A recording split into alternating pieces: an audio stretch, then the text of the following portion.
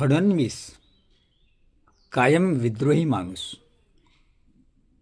कायम फसवा माणूस अशी ज्याची ख्याती आहे तो राज ठाकरेची ताज लँड हॉटेलमध्ये भेट घेतो.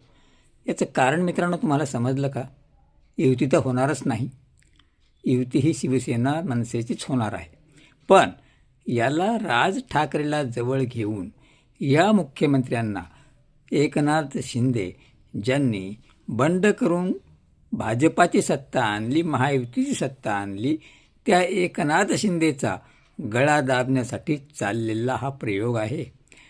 देवेंद्र फडणवीसांसारखा खराब नियतीचा मंत्री, मुख्यमंत्री अथवा आमदार अथवा मनुष्य शोधूनही जगाच्या कुठल्याही कोपऱ्यात भेटणार नाही.